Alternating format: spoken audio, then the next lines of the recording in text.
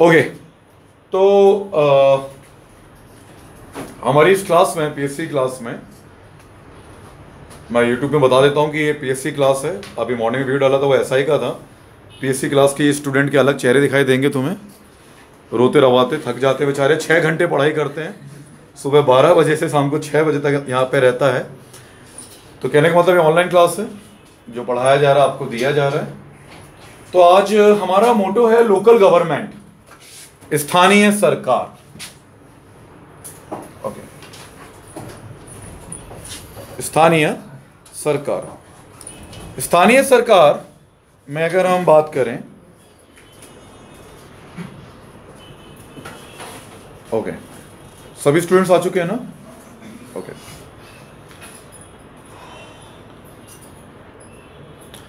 तो local government होती क्या है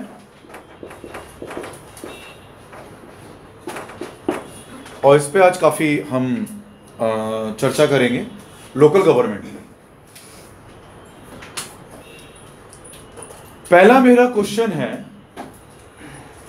कि प्रजातंत्र जिसे हम कहते हैं, डेमोक्रेसी, जहां पर प्रजातंत्र होता है वहां पर क्या लोकल गवर्नमेंट को एस्टेब्लिश किया जा सकता है इजीली?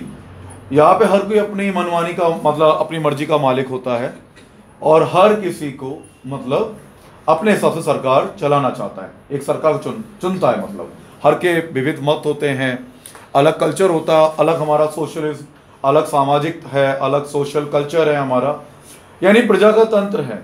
वहां पर क्या लोकल गवर्नमेंट को एस्टेब्लिश किया जा सकता है? अगर हां तो कैसे किया जा सकता है? ठीक है, तो हम इसको चर्चा करेंगे। जेम्स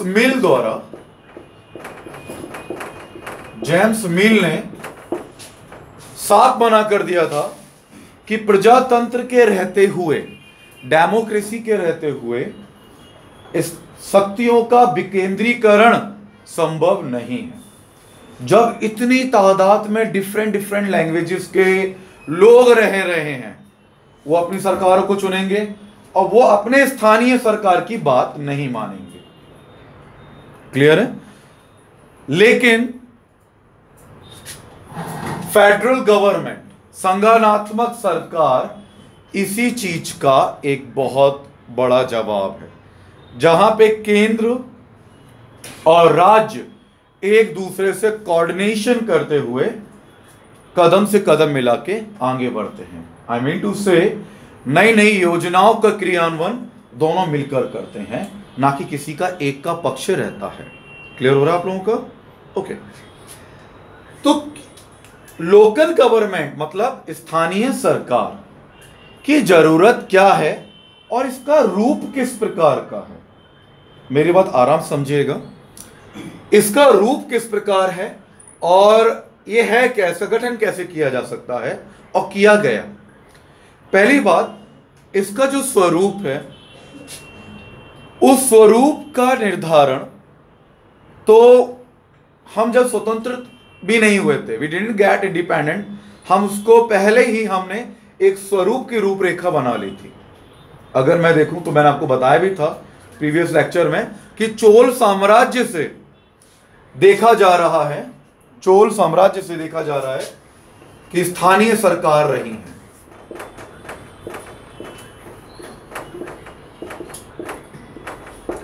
स्थानीय सरकार रही है चोल साम्राज्य से, मतलब ये तो एक बहुत ही प्राचीन बात हो गई इस प्रकार की, मतलब ओके। अंग्रेज भी पीछे नहीं रहे, जैसे लॉर्ड रिपन मैंने बताया था, फादर ऑफ लोकल गवर्नमेंट मैं कह सकता हूं। अंग्रेजी शासन में लॉर्ड रिपन जो वायसराय थे, उनको पिता कहा जाता है स्थानीय सरकार का। ओके, तो ये हमारे अस्तित्व में तो चोल साम्राज्य से आ गए, लेकिन जब से हमारा संविधान बनना शुरू हुआ, हम जैसे 1773 को मान के चलते हैं, तो 1793 में, ऊपर तक दिख रहा है ना? ओके, 17 1903 में जो एक्ट पास किया गया था, हम जानते हैं कि 20-20 सालों के लिए बढ़ा दिया गया था ईस्ट इंडिया कंपनी का कार्यकाल, लेकिन इस समय में जो प्रेसिडेंसियां थी वो कहने को स्थानीय सरकार तो नहीं कह सकते थे, लेकिन स्थानीय सरकार जैसी थी तब 1793 में, और उन प्रेसिडेंसियों को वैधानिकता मिल गई थी, एक मोहर लग गई थी कि हां ये स्थानीय सरकारों के रूप में कार्य करेंगी। 1793 की बात कर रहा हूं मैं, जब जो प्रेसिडेंसियां थी उनको वैधानिकता दे दी गई थी, किसकी? स्थानीय सरकार के रूप में। फिर आया 1842 बंगाल अधिनियम, हम जानते हैं एक्ट के थ्रू 1842 में।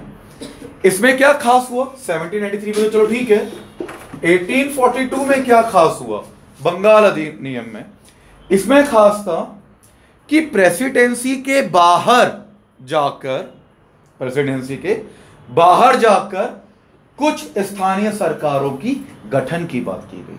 1842 का 1842 का बंगाल अधिनियम एक्ट था, जिसके अंतर्गत जो प्रेसिडेंसियां थी उनसे बाहर जाकर बात की गई, किस चीज की?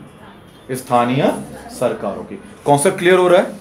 ये सबसे डिफिकल्ट पोर्शन माना जाता है पूरी पॉलिटिकल साइंस का, इसलिए आपको समझना बहुत ज्यादा जरूरी है इस टॉपिक को, क्योंकि ये सब कुछ जोड़ देता है। जैसे केंद्र से राज्य जुड़ा हुआ है, ऐसी स्थानीय सरकार राज्य के विधानमंडल से जुड़ी हुई है। स्टेट असेंबली जो अपना काउंसिल है उससे हमारा पूरा जुड़ा हुआ है लोकल गवर्नमेंट। समझ में आ रहा है? तो हम इसमें 9वीं अनुसूची, सॉरी माफ कीजिएगा, 11वीं अनुसूची की बात करेंगे और 7वीं अनुसूची की बात करेंगे। अब 7th शेड्यूल कैसे जुड़ गया? क्योंकि जो शक्तियां केंद्र और राज्य विधानमंडल के बीच में है, वही शक्तियां राज्य विधानमंडल और स्थानीय सरकार के बीच में है, तो 7वीं अनुसूची का जिक्र तो होना स्वाभाविक है ही है। ओके, तो ये था हमारा। चलो, इसके बाद गांधी जी ने आवाज उठाई लोकल गवर्नमेंट की कि स्थानीय सरकार होना चाहिए, क्योंकि भारत एक ग्रामीण क्षेत्र कहा जाता है और जब तक यहाँ के गांव तरक्की नहीं करेंगे तब तक देश तरक्की नहीं कर सकता। तो उन्होंने ग्राम स्वराज की बात भी की थी गांधी जी ने। उनकी भावनाओं को देखते हुए ये दो एक्ट के बाद जो सबसे ज्यादा प्रोग्रेस मानी जाती है, थोड़ा सा और आगे करते हैं, इन दो एक्ट के बाद जो सबसे ज्यादा प्रोग्रेस मानी जाती है वो मानी गई 1919 से लेकर 1935 से, जो डेवलपमेंट हुआ लोकल गवर्नमेंट का। समझ में है? प्रोग्रेस हुआ लोकल गवर्नमेंट की। फिर गांधी जी ने बात की, और मैं इसे मिटा रहा हूं, मैं भी लिखवा देंगे, थोड़ा पहले समझ लो लग के, है ना।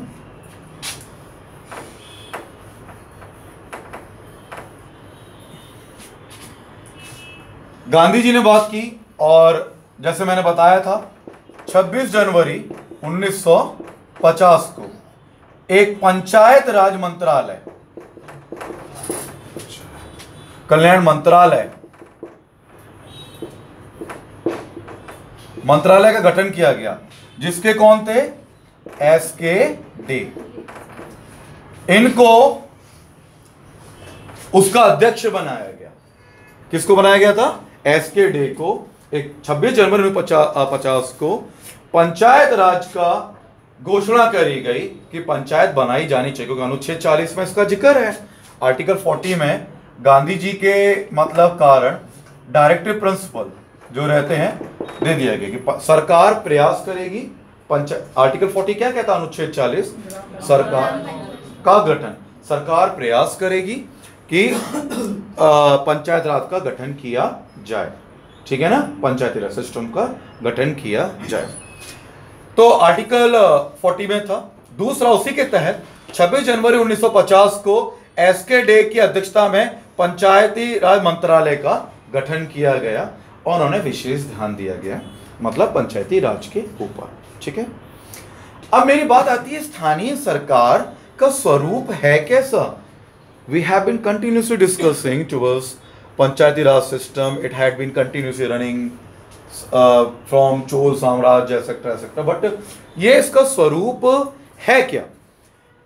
इसका स्वरूप होता है, इसका फीचर्स होता है, जो लोग हैं उनकी ज्यादा से ज्यादा भागीदारी होना। समझ में आ रहा है? स्थानीय प्रशासन में सीधा सा एक लाइन, जितने भी लोग हैं उनकी ज्यादा से ज्यादा भागीदारी होना स्थानीय प्रशासन में। जब वो भागीदारी ज्यादा लेंगे तो समस्या ज्यादा सुलझान होगा, होगा नहीं होगा?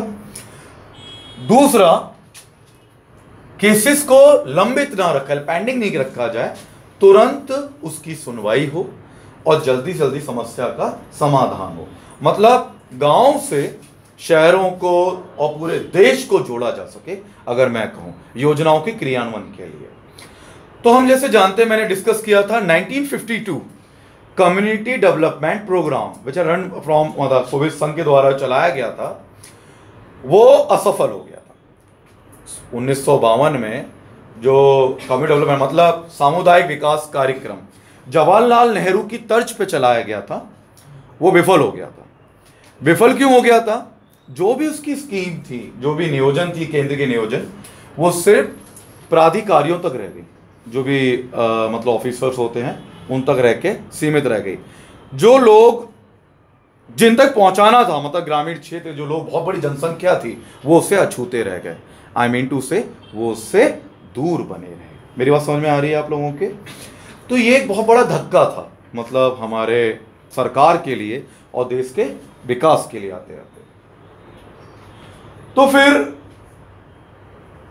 इसको कैलकुलेट करने के लिए अब हमें पंचवर्षीय योजना भी चालू करनी थी 1951 में। तो मैंने बताया था पंचवर्षीय योजना विलंब हुई थी। प्रथम पंचवर्षीय योजना कब शुरू हुई थी? बोलते 51 से 56 है, लेकिन शुरू कब हुई थी? दिसंबर 1952 में शुरू हुई। ठीक है। योजना आयोग अपनी योजनाएं नहीं चला पाया क्योंकि राज्य अलग पड़े थे, गांव लोग जुड़े नहीं थे। तो एनडीसी की स्थापना हुई थी 6 अगस्त 1952 में। जब उसकी स्थापना हुई तो उसमें जो सदस्य थे वो कौन बनाए गए थे? मुख्यमंत्रियों को बनाया गया था, जो कोऑर्डिनेशन कर सके स्टेट को सेंटर। मतलब एनडीसी क्या है? एक ऐसी संस्था है जो राज्य को केंद्र से समन्वय करवाती, कोऑर्डिनेशन करवाती है आपस में। ठीक है। तो अब क्या किया जाए और कैसे गठन किया जाए, पंचायती राज का मैटर ये करता है। ठीक है। तो जो चीज फेल होती है हम उसी का मूल्यांकन कर सकते हैं। तो एनडीसी द्वारा राष्ट्रीय विकास परिषद, नेशनल डेवलपमेंट काउंसिल, 6 अगस्त 1952, 6 अगस्त 1952, इसके द्वारा बलवंत राय समिति, मेहता समिति का गठन किया गया। बलवंत राय समिति का गठन किया, इसने किया था। किसने किया था? एनडीसी। ये ध्यान रखना, योजना आयोग की तर्ज पे नहीं हुआ था। बलवंत राय मेहता जो समिति बनी थी, अशोक मेहता, बलवंत राय, ये सिर्फ बलवंत की बात करूंगा, उसको एनडीसी ने किया। इन्होंने उसका एस्टेब्लिश किया 1957 में, 1957 में। ठीक है। गठन किया गया और इनको बोला कि तुम्हें you have to evaluate 2 programmes which had completely failed till yet. अब पूरी की तरह, पूरी तरह संपूर्णता से वो फेल हो चुके हैं। वो कौन से थे? कम्युनिटी डेवलपमेंट प्रोग्राम और कौन सा था? नेशनल एक्सटेंशन सर्विसेज, राष्ट्रीय, है ना, राष्ट्रीय विस्तार सेवा जो चलाई जा रही थी, एक्सटेंशन सेवा। ये 2 नेशनल एक्सटेंशन सर्विसेज, और इनका उन्होंने इवैल्यूएट करने को बोला। आप इनको इवैल्यूएट करें और हमें बताएं कि हमें क्या करना चाहिए। ठीक है। देखो फिर से बताना चाहूंगा, हम सोचते बहुत है, जब कोई स्थानीय सरकार बोलता है ना, कोई चलता हुआ व्यक्ति बोलता है अच्छा स्थानीय सरकार, वो तो सब मालूम, बलवंत मेहता ने 3 तरीके की बताई, ये बताएं। क्वेश्चन अब उस तरीके के नहीं आते हैं। क्वेश्चन आते हैं किसने डीडीसी अधिवक्ता की सिफारिश की, किसने कोर्ट ऑफ ट्रिब्यूनल की स्थापना की, किस 3 टायर सिस्टम में किसने ट्रिब्यूनल की पेशकश की कि न्यायाधिकरण बनाना चाहिए, जिससे जो वाद विवाद होगा पंचायती राज में, विवाद तो होगा, तो उसका समझौता कौन करेगा? तो ये इस लेवल के क्वेश्चन आते हैं, ना कि क्वेश्चन सीधे सीधे से आ जाते हैं कि हाँ मतलब उठाए। एक और क्वेश्चन आया था, मतलब यूपीएससी में क्वेश्चन आ चुका है कि जब अपना पीवी नरसिम्हा राव ने सितंबर 1991 में ये पास किया था, तो किस समिति की सिफारिश हुई थी? कौन सा?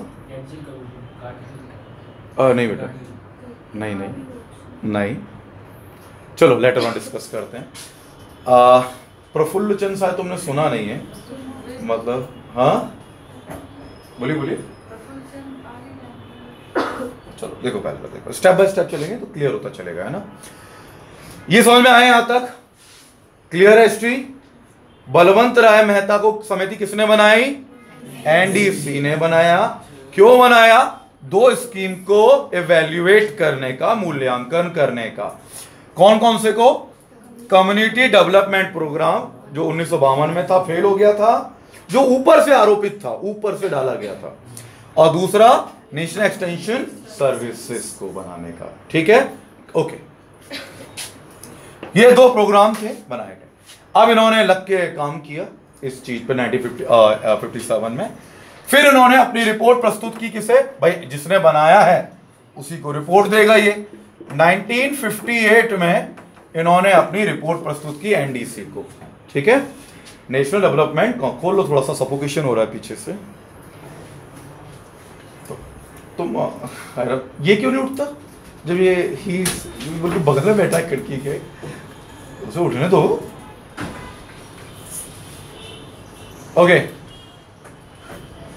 तो समझ में आ रहा है बेटा तुम दोनों को? ये बताओ पहले, तो क्लियर हो रहा है तुम्हारे? ओके, क्योंकि अभी तुम 12th क्लास में हो, बहुत छोटे हो, लेकिन तुम मजबूती से पढ़ाई कर रहे हो, नो डाउट। तेरी को और यूनिटी मिल गई दोनों की। हाँ, एनीवे, सो जो बलवंत राय मेहता समिति मतलब बनाई गई, इन्होंने अपनी रिपोर्ट दी, और रिपोर्ट में बोला, इन्होंने एनडीसी को दी। एनडीसी ने पता है कुछ उदारवादिता दिखाई, लेवलाइज, कि ठीक है बलवंत मेहता जी की समिति की जो रिपोर्ट है इसको हम राज्यों को सौंप देते हैं। ठीक है ना, राज्य अगर चाहें तो इनकी समिति की सिफारिशों को एक्सेप्ट करें या ना करें।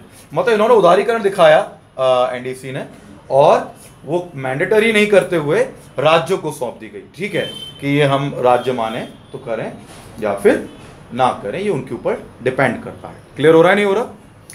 बलवंत मेहता जी ने, मतलब जो राय ने जो रिपोर्ट दी, उसमें उन्होंने 3 टायर सिस्टम की बात की। ठीक है, त्रिस्तरीय व्यवस्था। स्थानीय व्यवस्था कैसी होनी चाहिए? त्रिस्तरीय व्यवस्था होनी चाहिए। ठीक है, ओके। एक क्वेश्चन और आया था, कर लगवाने के लिए, जैसे ये जो लोकल गवर्नमेंट है, ये टैक्स, ये इन पे पैसा नहीं होगा तो काम कहां से करेगी? तो टैक्सेस लगाने के लिए उसे पानी पिलाओ बगल वाली को। पानी पी लो, तुम्हें नींद आ रही है? पक्का? अबे मैं ओके, पानी पी लो। ओके, सो मैं भेड़ा तो हूं नहीं, तुम्हें देखता हूँ जवाब कोई और देता है। मतलब मैं तुम्हें अपडेट कर रहा हूँ, जवाब कोई और दे रहा है। एनीवे, जैसे नींद आए, मैं जानता हूँ बड़ी क्लासेस हमारी सुबह 12 बजे से 6 बजे तक लगती है, आप पानी पीते रहा करो। कहते नहीं है मतलब जगह जगह के पीटा ऐसी पानी पिला पिला के पढ़ाया। 6 घंटे बहुत हो जाता है, लेकिन फिर भी लगो। तो बात हो रही है कि 57 और 58 में बात की, और इन्होंने दिया कि त्रिस्तरीय व्यवस्था की बात की। ठीक है, त्रिस्तरीय व्यवस्था है क्या? और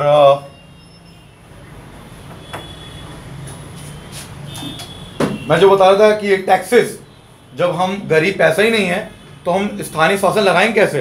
किस समिति ने बोला था कि हम कर वसूल सकते हैं? ये क्वेश्चन आया। हम सोचते कि हम बहुत टैलेंट है, लेकिन जब क्वेश्चन आते हैं ना सामने, हाथ पैर फूल जाते हैं। कि किस समिति के ने बताया कि कर की व्यवस्था करनी चाहिए, टैक्सेस लगने चाहिए। एनीवे, तो पहले हम बलवंत जी की बात करें, राय की बात करें। इन्होंने अपनी रिपोर्ट प्रस्तुत करी 1958 में। 1958 1958 में एनडीसी को। इन्होंने सिफारिश की त्रिस्तरीय व्यवस्था। पहली, ग्राम स्तर पर ग्राम पंचायत,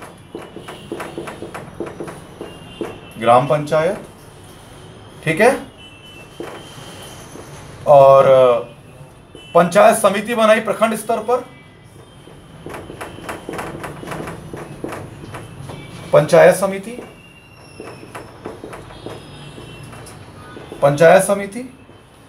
और जिला स्तर पर जिला परिषद।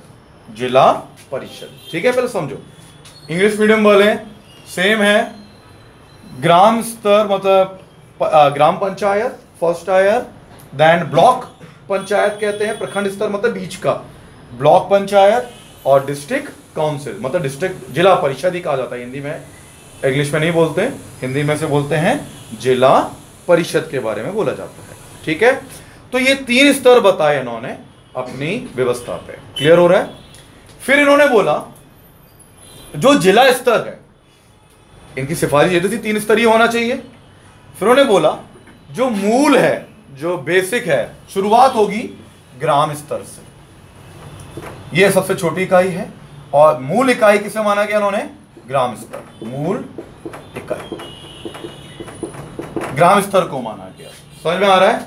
और जो सबको चलाने वाला केंद्र है वो है जिला स्तर, और जिला स्तर को कौन संभालेगा? जिलाधिकारी, डीएम संभालेगा।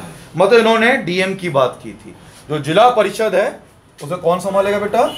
डीएम इसे चलाएगा।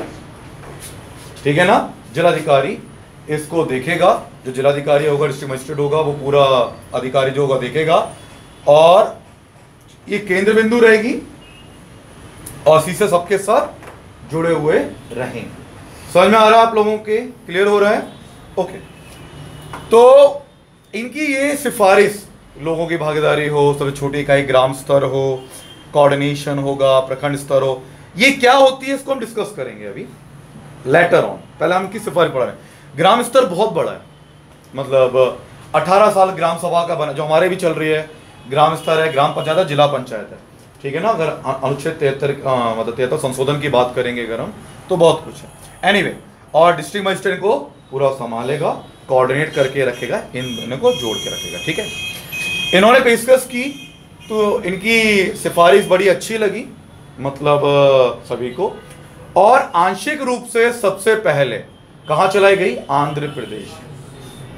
पूर्ण रूप से तो नागौद है, राजस्थान है, 2 अक्टूबर 1959, लेकिन 1958 में ही आंशिक रूप से कहां चलाई गई थी इनकी सिफारिश को मान के? आंध्र प्रदेश में ही उसकी स्टार्टअप किया गया। आंध्र प्रदेश, एपी सबसे पहले चलाई गई 1858 में, आंशिक रूप से मतलब थोड़े से,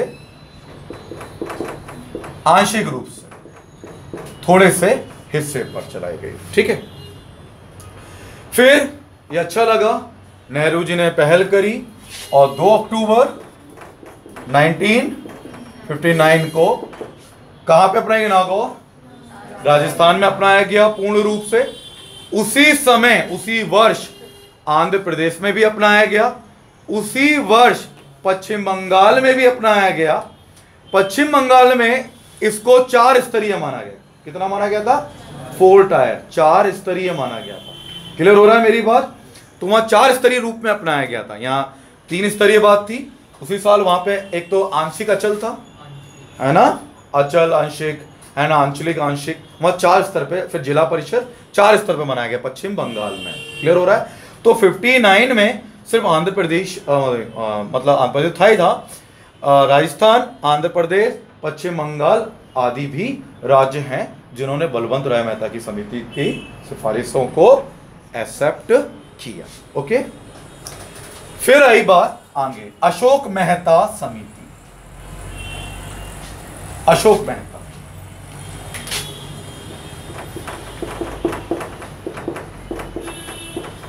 समय 1977, 1977, अशोक राय मेहता। इनको जनता पार्टी, जनता सरकार थी, उन्होंने अपॉइंट किया जनता सरकार। जनता सरकार ने इनको अपॉइंट किया और बोला कि जो त्रिस्तरीय जो बलवंत राय मेहता जो चली आ रही थी चीजें, उसको इवेल्युएट करें, उसमें कमियां क्या हैं और किस प्रकार और उसे व्यवस्थित करा जा सकता है, बेटर से बेटर चलाया जा सकता है। तो इन्होंने मतलब चलाई, उन्होंने इन्होंने करीब 132 शर्तें बताई, सिफारिश की।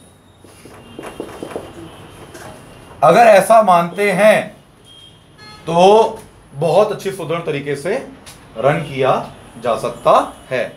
132 सिफारिशें, सबसे ज्यादा सिफारिशें मानी जाती हैं अशोक मेहता समिति की, ठीक है ना। इनका जो सिफारिश की गई वो था, 1 साल का समय तो लगता ही हर किसी को, 1978 में इन्होंने सिफारिशें की, 78 में, और मतलब सरकार के समक्ष रखी गई। अब इनकी सिफारिशें थी क्या, मतलब किस तरह की इन्होंने बात की। इन्होंने 2 टायर मतलब द्विस्तरीय, त्रिस्तरीय थी, यहां पे इन्होंने 2 स्तरीय स्थानीय शासन व्यवस्था की बात की गई। अशोक मेहता ने 2 तरीके की व्यवस्था होनी चाहिए, 2 स्तरीय, ठीक है। इनकी 2 स्तरीय व्यवस्था कैसी थी, मंडल पंचायत, ब्लॉक पंचायत, मंडल पंचायत। इनकी 2 स्तर कौन से थे, पहला था मंडल पंचायत और दूसरा था जिला परिषद, वही चल रहा था, जिला परिषद 1 और 2, मंडल पंचायत और जिला परिषद। इन्होंने बात की 1978 78 में, ठीक है ना, 1 साल लगा था सिफारिश देने में, तो 78 में इन्होंने सिफारिश दी अपने। अब ये मंडल पंचायत क्या है, और इन्होंने बोला जो मंडल पंचायत है, देखो जो इंग्लिश मीडियम के स्टूडेंट्स हैं, आपको इंग्लिश के नोट्स मिल ही जाते हैं, complete English, what ever I am teaching you, मैं जो पढ़ा रहा हूं राइट नाउ, मैं कंप्लीट एक लाइन आपको मैं उसको प्रोवाइड कर दूंगा। हिंदी के तो रहते ही हैं, इंग्लिश के भी इंग्लिश माध्यम में सारे नोट्स आपको प्रोवाइड हो जाएंगे। तो मंडल पंचायत जो थी, मंडल पंचायत है क्या, ये क्या छोटे छोटे गांवों से मिलके बनेगी, समझ में आ रहा है। मंडल पंचायत मतलब 15 से 20 हजार की आबादी वाला जो क्षेत्र होगा, कितनी, 15 से 20 हजार, 15 से 15K to 20K का जो क्षेत्र होगा, उसे मिलकर मंडल पंचायत का निर्माण किया जाएगा। समझ में आ रहा है। ब्लॉक पंचायत कहते हैं, मंडल मतलब जुड़ गए आपके ब्लॉक सिस्टम, तो मंडल पंचायत का निर्माण किया जाएगा, ठीक है ना। और जिला परिषद तो अपना था ही था, इसमें जिला परिषद की मुख्य भूमिका रहेगी, किसकी, जिला परिषद। एक सिफारिश हो गई इनकी, पहले द्विस्तरीय बनाना है, मंडल पंचायत होना चाहिए और जिला स्तर की भूमिका रहेगी। दूसरी इन्होंने सिफारिश दी कि जो पंचायत व्यवस्था है, लोकल गवर्नमेंट है, उनको खुद कर उदायगी करने का वो देना चाहिए, अधिकार देना चाहिए, मतलब खुद टैक्सेस दे सकते हैं, लगा सकते हैं। तो इन्होंने, अशोक मेहता ने टैक्स, ये क्वेश्चन आ चुका है, टैक्स लगाने की बात की कि पंचायतों पे अधिकार होना चाहिए कि वो स्वयं टैक्स लगाकर वसूली कर सके, जिससे प्रॉपर वे में काम सुचारू चले, तो धन की कमी महसूस ना हो। समझ में आ रहा है सभी के। टैक्सेस तो बहुत होते हैं, हम डिस्कस करेंगे अभी। टैक्सेस देखो, जानवरों को पालने का टैक्स, खेती करने, भूमि का टैक्स, राजस्व टैक्स, बहुत देयर सेवरल टैक्सेस। ओके, तो टैक्स लगाने का। दूसरा एक क्वेश्चन और बनता है अशोक मेहता को, हमें ऊपर नहीं पढ़ना है, गहराई में पढ़ो समझ में आएगा। इन्होंने पहली बार बोला कि राज्य का जो मंत्री परिषद होता है, राज्य मंत्री परिषद होता है, उसमें एक मंत्री पंचायत के लिए भी घोषित किया जाना चाहिए। समझ में आई मेरी बात। राज्य मंत्री परिषद होती है, उसमें से एक राज्य मंत्री पंचायती राज व्यवस्था के लिए भी बनाए जाना चाहिए, जिससे राज्य के विधानमंडल और स्थानीय गवर्नमेंट, लोकल गवर्नमेंट मतलब पंचायती राज व्यवस्था से कोऑर्डिनेशन स्थापित किया जा सके। तो उन्होंने एक पंचायती राज मंत्री की बात की गई। मेरी बात समझ में आ रहा है? पंचायत राज्य मंत्री की बात की गई। ओके, तो ये था। दूसरा इन्होंने भी एक और अच्छी चीज बोली कि राज्य विधानमंडल को या राज्य सरकारों को थोड़ा सा कार्य ट्रांसफर कर देना चाहिए, हस्तांतरित कर देना चाहिए पंचायती राज व्यवस्था के ऊपर, जिससे कार्य में थोड़ा सा लचीलापन आ सके और सही समय पे किया जा सके। मेरी बात समझ में आ रही है आप लोगों को या नहीं आ रही है? ओके, ठीक है। तो ये एक व्यवस्था थी। इसके बाद आई 1985 GV.K. राव समिति। एब्सोल्युटली नहीं, लक्ष्मी मल्ल समिति। वो तो अगर को बनाई तो सब लक्ष्मी मल मतलब LM सिंधवी, लक्ष्मी मल्ल सिंधवी समिति जो बनाया गया वो 86 की बात है, 1986। 1995 में आए GV.K. राव। हाँ जी, नहीं सॉरी, इसको जो हाँ इसे जो लॉन्च किया गया वो 84 था, 85-84 का मध्य का समय है। 84, 84 ही लिखिए, 85 है लेकिन 84 का अंत था, 84-85 है, एग्जैक्टली 1985 माना जाता है। ठीक है ना, दिसंबर से शुरू हुआ था इसका, तो आप 85 कंसिडर करके लिखें, आप कंफ्यूज ना हो। 85 ही मतलब लिखें, क्योंकि इनको जो शुरुआत की गई थी दिसंबर में, इसका गठन कर दिया गया था जब सरकार बदलने वाली थी, चुनाव होने वाले थे, आम चुनाव, और 85 से ही इनका समय काल माना जाता है। GV.K. राव मतलब GV.K. राव समिति का। अब ये GV.K. राव समिति ने क्या विकास करा, क्या बात की इन्होंने भी समर्थन किया त्रिस्तरीय के साथ साथ, लेकिन इन्होंने बोला कि जो मुख्य धुरी है, इतनी महत्वपूर्ण नहीं है, इस पर हम ज्यादा चर्चा नहीं करेंगे, जो मुख्य धुरी है वो जिला परिषद होना चाहिए, और जितनी भी मतलब कार्य प्रणाली है वो जिला परिषद के इर्द गिर्द ही घूमना चाहिए। समझ में आ रहा है आपको ये वाला? फिर आई, अगर और समितियां जुड़े हम देखें तो 1917 में थे दांतेवाल समिति, 1984 में दांतेवाल समिति। ये समितियां काफी आती रही। जो हनुमंत राय समिति अगर लेना चाहो तो हनुमंत राय समिति, दांतेवाल समिति, हनुमंत राय समिति। जो मैं समझा रहा हूं फिर से बोल रहा हूं, इसका एक एक लाइन के तुम्हें मैं लिखवा नहीं रहा हूं, इसके एक एक प्रकार के नोट्स आपको प्रोवाइड कर दिए जाएंगे, ठीक है ना, समिति के।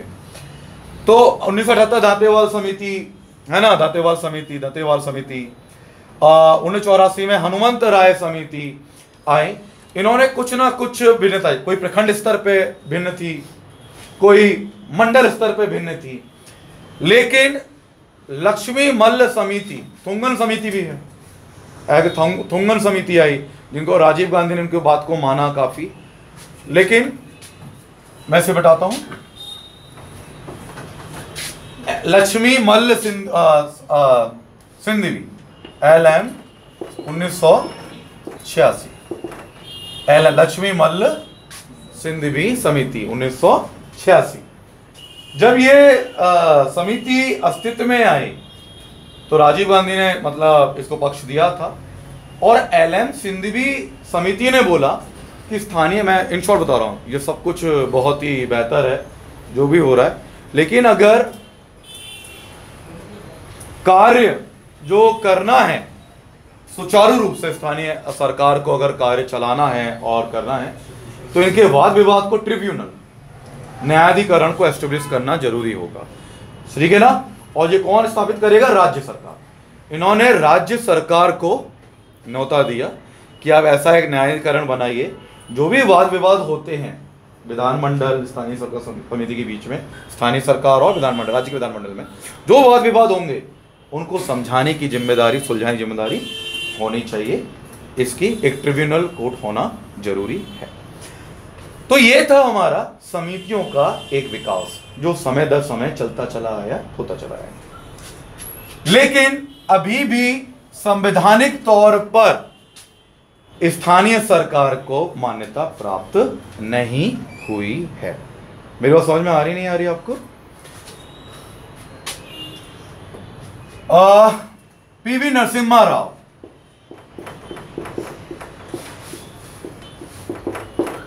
नरसिम्हा राव जी की सरकार आई 1919 सितंबर में। 1991 सितंबर में इन्होंने एक पेशकश रखी लोकसभा और राज्यसभा के समक्ष, ठीक है ना। और 1992 में मैं अगर बात करूं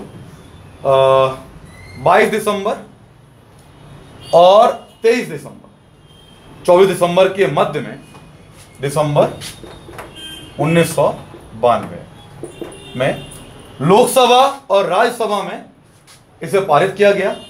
और 20 अप्रैल, जो मैं अप्रैल की बात करूं, राष्ट्रपति के पास गया था। राष्ट्रपति ने इस पे, मतलब 93 की बात है, 93 के लिए, 93 में अप्रैल में मतलब राष्ट्रपति ने अपना आखिरी मोहर लगा दी कि हम पंचायती राज व्यवस्था को संवैधानिक दर्जा देते हैं। समझ में आ रहा है? 22nd, 23rd, 24th 3 दिन ये मुख्य माने जाते हैं। राज्यसभा में पास किया गया, लोकसभा में पास किया गया, और इस पंचायती राज व्यवस्था को लगभग 17 राज्यों ने समर्थन दिया कि ठीक है, हम इस पंचायती राज व्यवस्था के समर्थन में हैं, ठीक है। अभी जीएसटी पास हुआ था, मतलब 29 में से 16 लोगों का माना गया था, हाँ या ना। फिर 17 एक और आगे जुड़ गया था बाद में आके, तो आधे से ज्यादा राज्यों को समर्थन प्राप्त हुआ, तो वो ऑटोमेटिकली आगे बन गया। अप्रैल 1993 में लागू हुआ। तो ये संशोधन जो किया गया वो हमारा कौन संशोधन था भाई? 73वां संशोधन, ठीक है, जिसके अंतर्गत ये जो अमेंडमेंट किया गया 73वां, इसके अंतर्गत 243 में 68 तक उपबंध जोड़ दिए गए और 11वां शेड्यूल, 11वीं अनुसूची भी जोड़ दी गई। तो 73वां संशोधन माना जाता है। 17 राज्यों का समर्थन पास था। 1992 का संविधान संशोधन माना जाता है। 93 में राष्ट्रपति की आज्ञा मिल गई थी अप्रैल में। दिसंबर में लोकसभा और राज्यसभा में ये पास हो चुका था, ठीक है, और इसको आगे लेके आया गया। मेरी बात समझ में आ रही है आपको? तो जब से ये कानून बन गया 243 इसमें जोड़ दिया गया और 11 अनुसूची बनाई गई संविधान के अंदर। तो ये था हमारा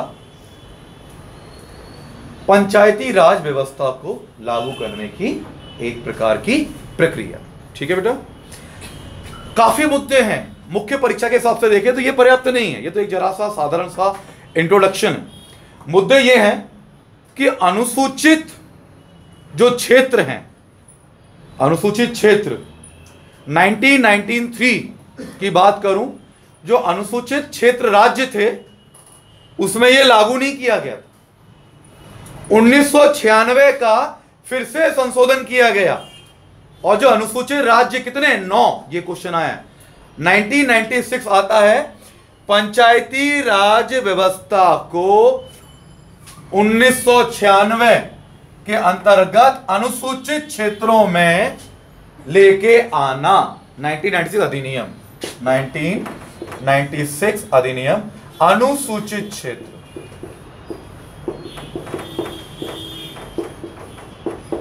अनुसूचित जो क्षेत्र है, यह अधिनियम है अपना, विधेयक पास किया गया 1996 में, जिसमें 9 राज्यों को के अंदर भी पंचायती राज व्यवस्था को लेकर आ गए। समझ में आ रहा है? 96 में, 96 में, 93 में बचे हुए थे ये कौन कौन से राज्य हो सकते हैं? मध्य प्रदेश, छत्तीसगढ़, झारखंड, वेरी ट्रू, और बताएं, उड़ीसा, महाराष्ट्र, हिमाचल प्रदेश, आंध्र प्रदेश और झारखंड।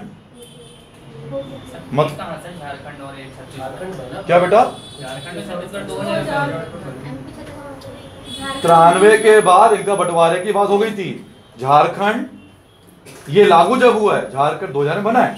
झारखंड, उड़ीसा, राजस्थान जो 9वां था, इनकी पेशकश ये तो पहले से ही हो चुका, कई टुकड़े होंगे। ये कोई एक दिन की कवायद नहीं होती, मतलब बनाने का। तो इन क्षेत्रों में जो ये मतलब मेरा मतलब कहने का मतलब है, जो 9 राज्य बनाए गए थे उसमें से जब टुकड़े हुए हैं, यहाँ पे भी अभी लागू की गई है, वो जोड़ते चले गए, वो जुड़ते चले गए। 96 में हो गए। तो जो अनुसूचित क्षेत्र हैं जो बचे हुए हैं, यानी झारखंड बाद में आया भले, लेकिन उन 9 राज्यों के अंदर अब जो हमने गठन किया गया था 96 अनुसूचित क्षेत्रों में, जो अभी भी मान्य है वर्तमान में भी, उनमें जुड़ते चले गए। पंचायती राज व्यवस्था चलती चली गई, जुड़ती चली गई। क्लियर हो रहा है नहीं हो रहा? तो ये कुछ चलिए, तो इसको हम पहले बाद में डिस्कस करें टॉपिक को। पहले हमें जानना है कि ये वर्तमान में पंचायती राज व्यवस्था है कैसे, क्या स्तर है, कौन इसे चुनता है, कौन इसे आगे बढ़ाता है। तो हम बात करेंगे ग्राम स्तर की, ठीक है। ग्राम स्तर सबसे छोटी इकाई होती है। पहले थोड़ा सा 2-4 पॉइंट लिखने होंगे आप लोगों को।